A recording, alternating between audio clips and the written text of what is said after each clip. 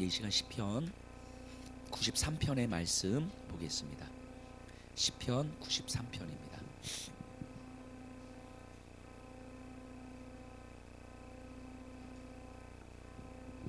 우리 1절에서 5절까지인데요. 우리 한 절씩 교독하겠습니다. 시편 93편 1절에서 5절입니다.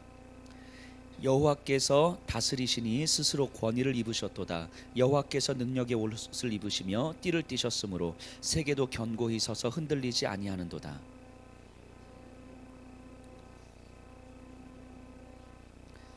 여호와여, 큰 물이 소리를 높였고 큰 물이 그 소리를 높였으니 큰 물이 그 물결을 높이나이다.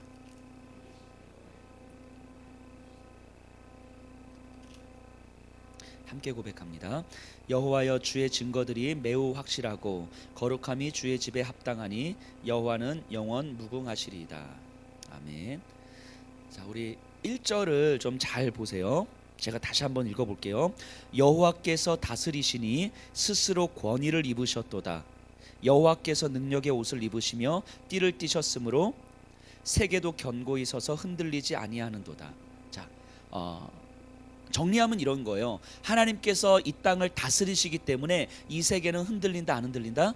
안 흔들린다. 이 세계는 흔들리지 않고 견고히 서 있는 거예요. 자, 하나님의 다스리시기 때문에 이 세계는 흔들리지 않고 견고히 서 있습니다. 변하지 않습니다. 단단해요. 근데 문제는 뭐냐면 우리가 흔들리는 거죠. 우리가 볼 때 흔들리는 것처럼 보이는 거잖아요. 우리가 볼 때 내 삶이 흔들리고, 우리가 볼 때 끊임없이 우리는 유혹 가운데 빠져들고, 우리가 볼 때 예수 그리스도를 믿고 가는 그 길 위에서도 여지없이 흔들리고 있는 거잖아요. 예배 드리고 은혜 받으면 은혜로 살아갈 수 있을 것 같은데 월요일 아침만 되면 흔들리고 마음이 무너지는 것을 경험하는 것이 우리인 거죠. 분명히 하나님은 이 땅을 다스리시고 세계는 견고히 서서 흔들리지 않는데 우리가 흔들리는 거예요. 우리가. 그러면 이제 답은 분명한 거죠. 우리가 흔들리는데 하나님께서 이 땅을 다스리시고 세계는 흔들리지 않고 견고히 서 있다는 사실을 우리가 믿으면 되는 거예요. 그러면 우리가 안 흔들리는 거거든요. 그럼에도 불구하고 우리가 흔들리는 이유는 뭐예요? 이 믿음이 약하기 때문인 거죠. 그럼 결국 이 믿음의 길 위에 섰을 때 우리의 남은 평생, 우리가 주님 나라 갈 때까지는 이 믿음 연습하면서 가는 거죠. 이 믿음 연습하면서. 그래서 작년보다는 올해 내가 얼마나 이 믿음을 더 연습하면서 왔던가. 2017년도 1월부터 지금까지 한번 쭉 돌아보셔요.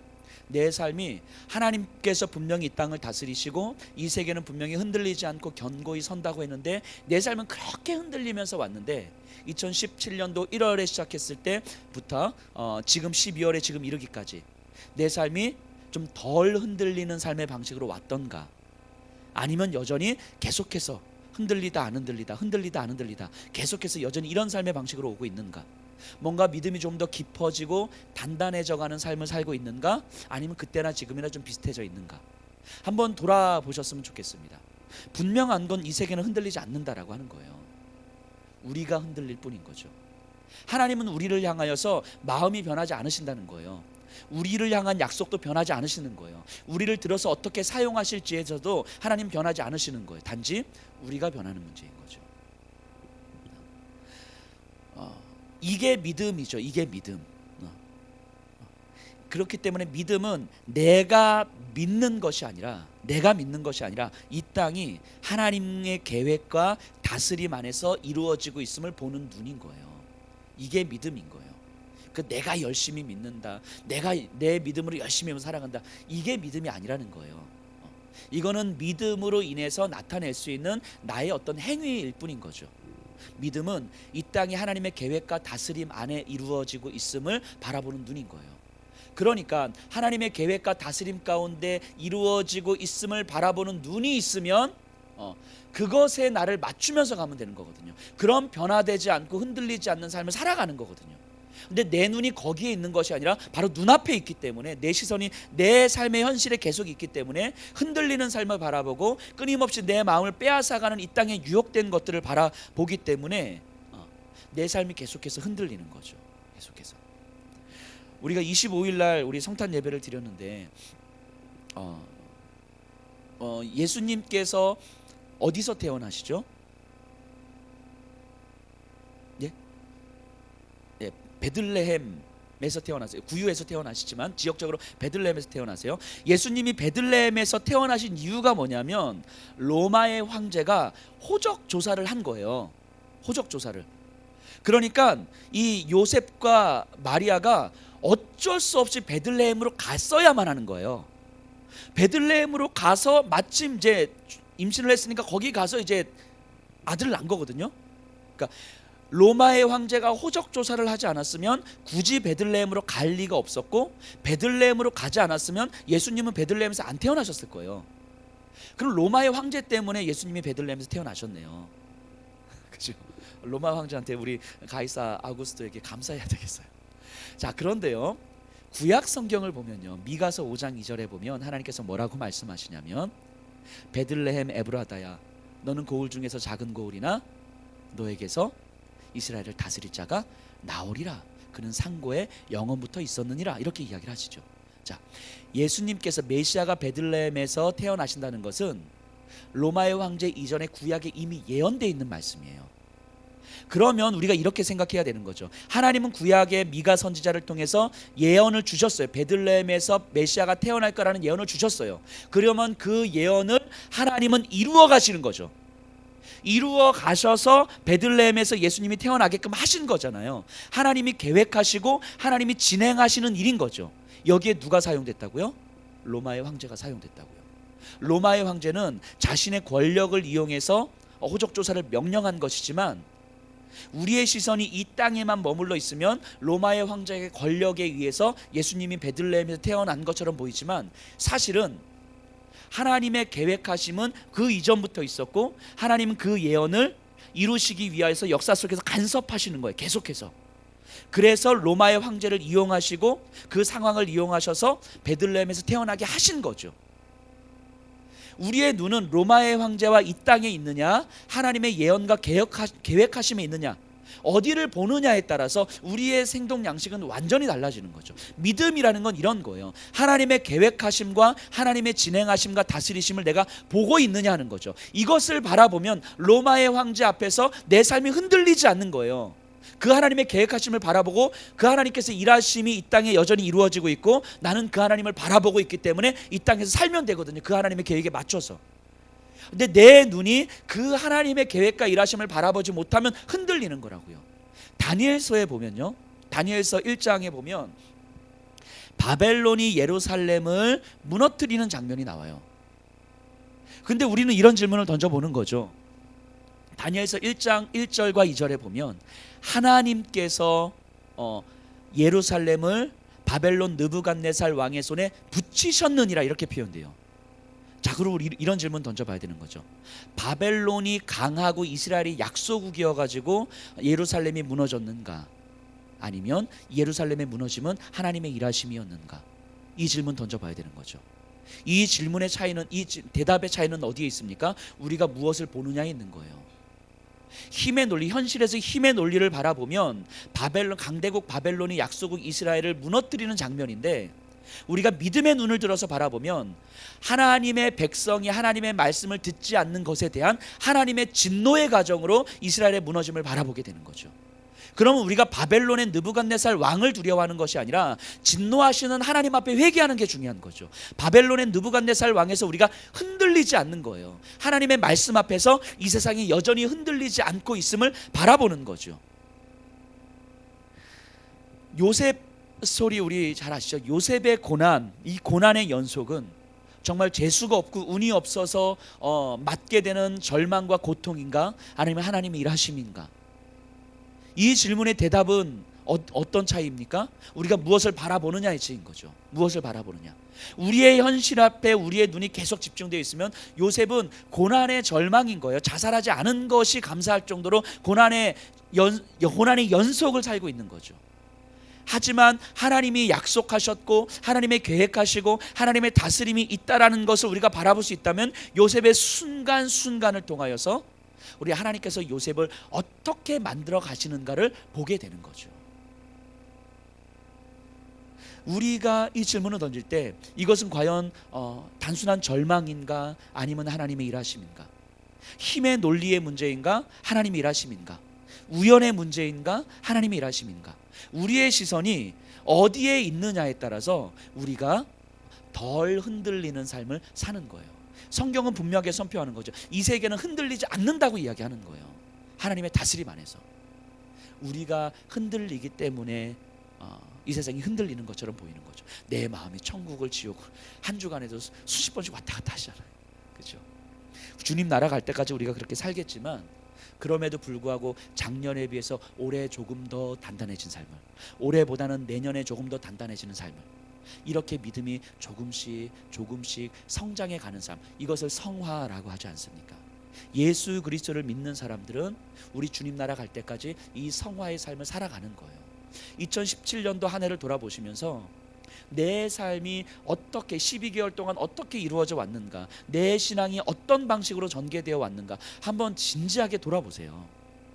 내가 얼마나 믿음의 성장을 하고 있는가. 이 믿음의 성장을 이야기할 때에 얼마나 봉사를 많이 하고 있는가, 내가 얼마나 교회 안에서 이것저것 헌신을 많이 했는가, 헌금을 얼마나 더 많이 했는가, 이런 걸로 보지 마세요. 제발. 이런 건 정말 감사한 일이긴 하지만 이것이 우리의 신앙의 척도가 될 수 없다라는 걸 이제는 우리가 이제 아셔야 되는 거죠. 그런 게 아니라 내가 얼마나 더 깊이 하나님과 소통하고 있는가, 내 생각과 내 감정과 마음에 하나님의 생각이 얼마나 더 깊이 자리 잡고 있는가, 내 삶에서 예수 그리스도를 닮은 인격이 얼마나 조금 더 드러나고 있는가. 그래서 내 삶이 하나님의 계획 가운데 있기에 내 현실 속에서 내 삶이 결정되는 것이 아니라 하나님의 계획 속에서 내 삶이 결정되어진다는 사실을 내가 얼마나 고백하고 있는가. 그래서 내 삶이 현실 앞에서 흔들리면서 좌절하고 절망하고 끝이라고 생각하는 것이 아니라, 지금 나에게 주어진 것들에 기뻐하고 들뜨는 것이 아니라 하나님께서 나를 통해서 어떻게 사용하실지가 내 삶의 유일한 동기요 목적이요 내가 살아가는 삶의 이유라는 사실을 내가 얼마나 더 깊이 고백하고 있는가. 이것을 돌아보셔야 되는 거예요. 이렇게 돌아보셨을 때 내가 얼마나 하나님 앞에 좀 깊이 성장하고 있는가 돌아보셔야 되는 거죠. 이게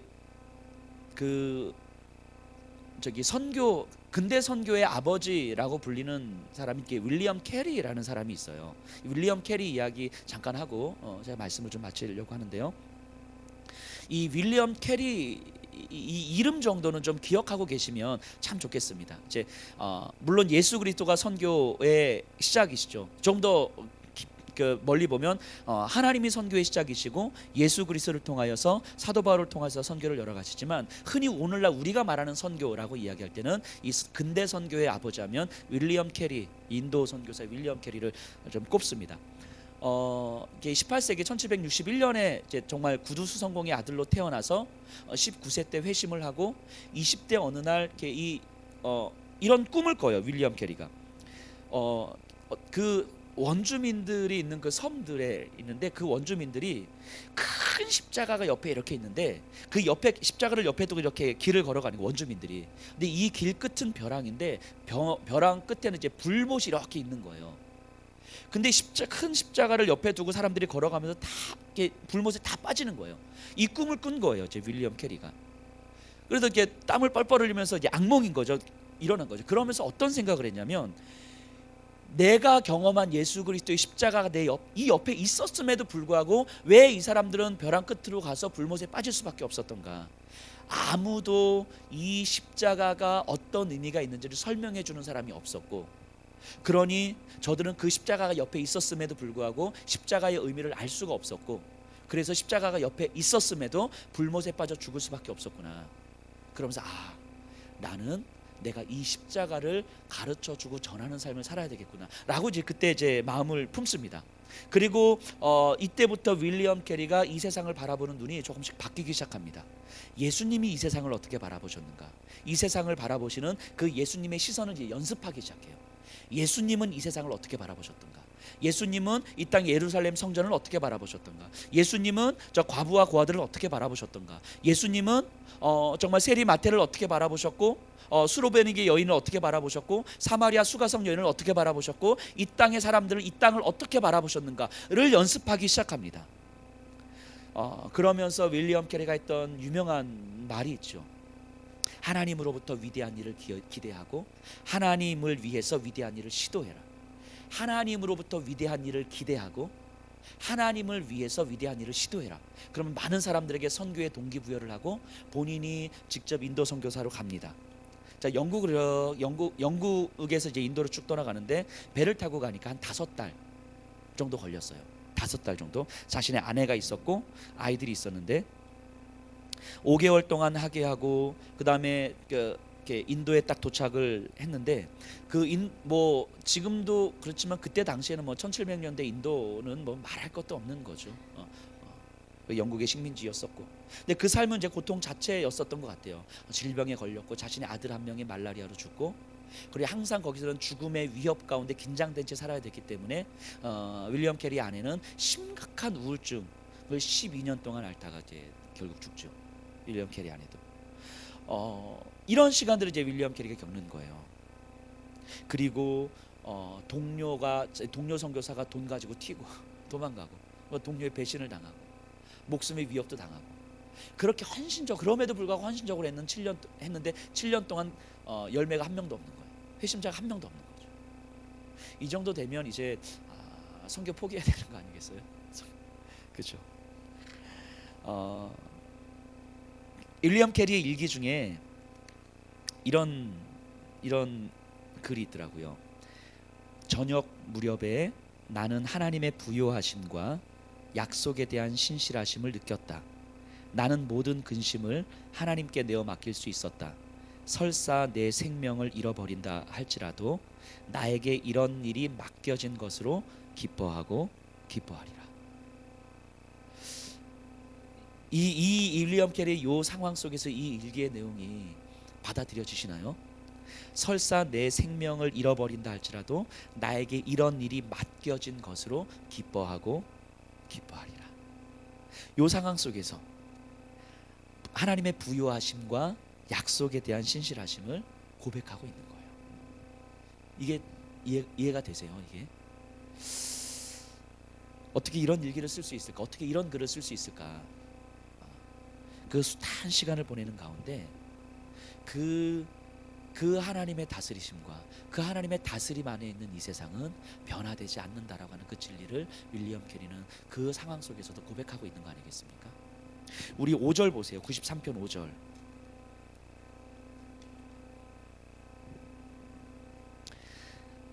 여호와여 주의 증거들이 매우 확실하고 거룩함이 주의 집에 합당하니 여호와는 영원 무궁하시리로다. 윌리엄 캐리의 마음이 아니었을까요? 여호와여 주의 증거들이 확실하고, 우리 눈앞에서는 자신의 아들이 죽고요, 자신의 아내가 12년간 극심한 우울증에 시달리면서 제대로 된 삶을 살지 못하고 동료들이 배신을 하고 7년 동안 개종자 열매가 한 명도 없었고, 그런데 이렇게 고백하는 거죠. 여호와여 주의 증거들이 확실하오니. 여호와여 주의 증거들이 확실하오니. 이게 믿음의 눈이죠. 이게 믿음의 눈이죠. 이거 연습하는 거 아니겠습니까? 그렇게 평생 윌리엄 캐리는 사역을 하는 거예요. 그리고 하나님께서 그렇게 오늘날 우리를 불러주셨죠. 저와 여기 계신 분들을 불러주셨죠. 여호와여 주의 증거들이 확실하오니. 내 현실에서는 뭔가 아무것도 안 보이는데, 그럼에도 우리의 믿음의 눈을 들어서 바라볼 때 하나님께서 살아계심과 하나님께서 이 땅을 향하여서 계획하고 계심과 하나님 지금도 여전히 다스리고 계심과, 그렇기 때문에 이 땅은 전혀 변화되지 않고 견고히 서 있다는 사실, 일이 나에게 보이는 거예요. 여호와여 주의 증거들은 확실하오니. 이게 믿음의 고백 아닙니까? 우리가 이런 고백을 우리가 좀 소망했으면 좋겠습니다. 하나님, 저도 이제는 이렇게 고백하고 싶습니다. 저도 이렇게 고백하고 싶습니다. 그래서 설사 내 생명을 잃어버린다 할지라도 나에게 이런 일이 맡겨진 것으로 기뻐하고 또 기뻐하는 삶을 살겠습니다. 우리 이런 고백으로 또 2017년도를 마무리하고 18년도를 좀 열어갔으면 좋겠습니다.